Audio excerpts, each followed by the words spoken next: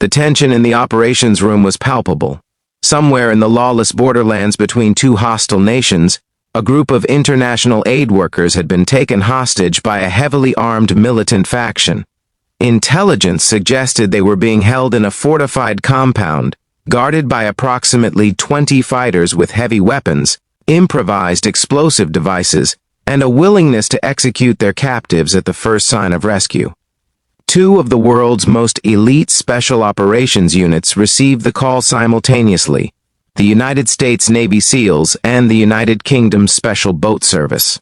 The question on everyone's mind wasn't whether they could succeed, but rather, which unit would execute the mission with greater precision, speed, and effectiveness.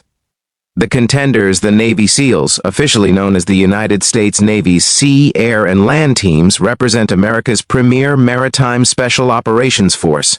Born from the legacy of World War II's underwater demolition teams and formally established in 1962, the SEALs have conducted countless high-profile operations, including the raid that killed Osama bin Laden in 2011. With approximately 2,500 active-duty SEALs organized into 8 teams, they represent a significant force multiplier in America's special operations arsenal. The Special Boat Service, founded in 1940 and one of the oldest Special Forces units in existence, operates as the Royal Navy's contribution to the United Kingdom Special Forces alongside the SAS. Smaller and more secretive than their American counterparts, the SBS numbers around 200 to 250 operators. They've conducted operations from the Falklands to Afghanistan, Sierra Leone to Iraq, often working in the shadows with minimal public acknowledgement. Training. Forged in different fires, the path to becoming a Navy SEAL begins with basic underwater demolition, SEAL training, a brutal 6-month crucible that sees dropout rates consistently above 70%. Candidates endure Hell Week. 5.5 days of continuous physical training on fewer than 4 hours of sleep total. They master combat diving, land warfare, and weapons proficiency before moving on to SEAL qualification training, where they learn advanced tactics, medical skills, and specialized insertion methods. SBS selection follows a different philosophy. Candidates first must be serving Royal Marines or occasionally sailors with relevant experience. Their selection course, similar to SAS selection, emphasizes self-reliance and judgment under extreme duress. Candidates navigate alone across the unforgiving terrain of the Brecon Beacons in Wales, carrying increasingly heavy loads, while maintaining strict time requirements. Those who pass face jungle training, resistance to interrogation courses, and specialized maritime operations training that can take up to 2 years total. The difference in approach reveals something fundamental.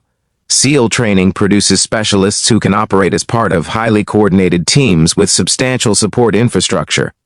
SBS selection identifies individuals who can think independently and operate with minimal support in the most austere environments. Equipment and resources. In a hostage rescue scenario, both units would arrive with cutting-edge equipment.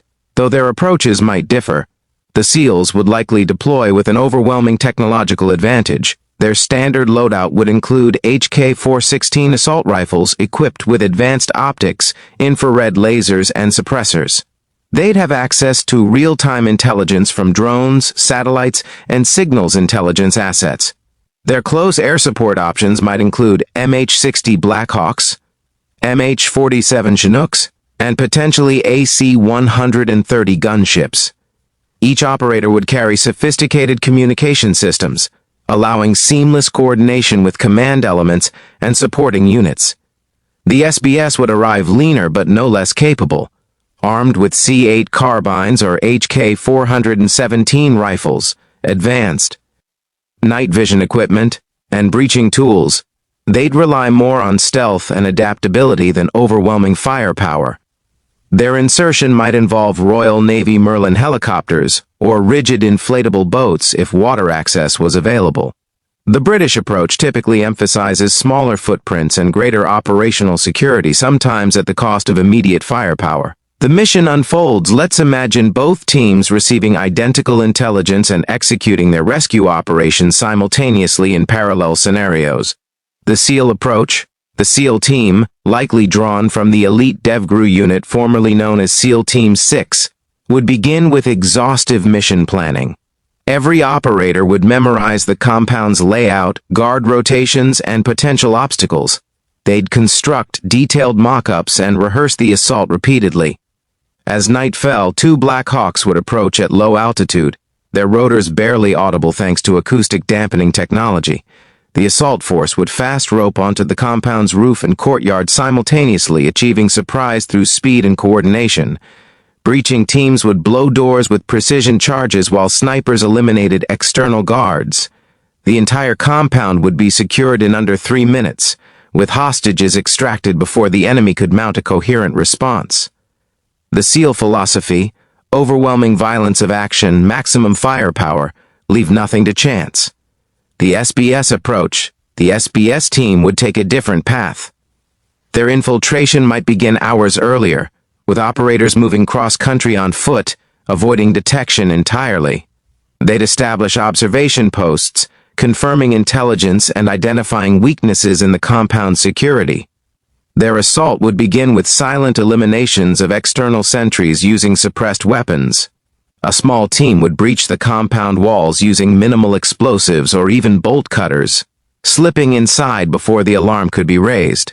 They'd move room to room with surgical precision, neutralizing threats while avoiding unnecessary gunfire that might endanger hostages. The entire operation might take longer but would likely result in fewer casualties and less collateral damage.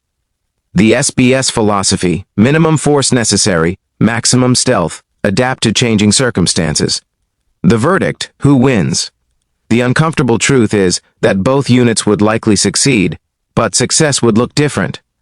The Navy SEALs would complete the mission faster, with greater certainty, and with more resources to handle unexpected complications. If the militants had time to prepare defenses, if hostages were scattered across multiple locations, or if the rescue needed to happen immediately before executions commenced, the SEAL approach of overwhelming force and coordination would prove decisive. Their larger numbers, better funding, and integration with American military infrastructure provides options that the SBS simply cannot match. However, the SBS would likely achieve success with less noise, fewer resources, and potentially fewer casualties.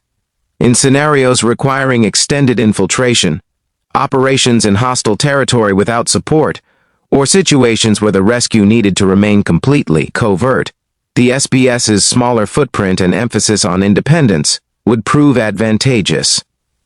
Their ability to operate effectively while disconnected from command structures is legendary. The real answer comparing these units is ultimately like asking whether a scalpel or a sledgehammer is the better tool. Both are designed for specific purposes within their nation's military doctrine. The SEALs represent American military philosophy, project overwhelming power, maintain technological superiority, and ensure success through superior resources and coordination. They're designed to operate as part of the world's most powerful military machine, and they excel in that role. The SBS embodies British Special Forces tradition, achieve objectives.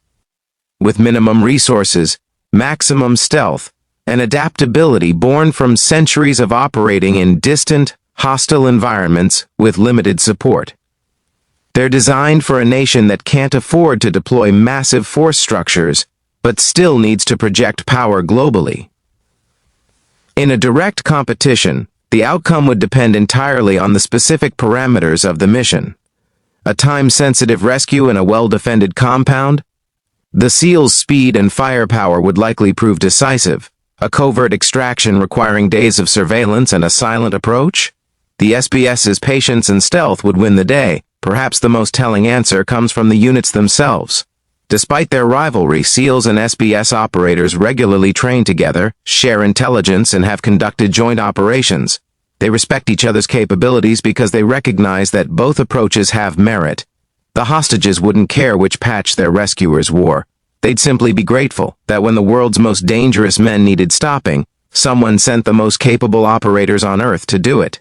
In the end, asking who would win misses the point. Both units represent the pinnacle of human capability, training, and dedication. The real victory is that democratic nations have defenders of this caliber standing ready to risk everything when innocent lives hang in the balance.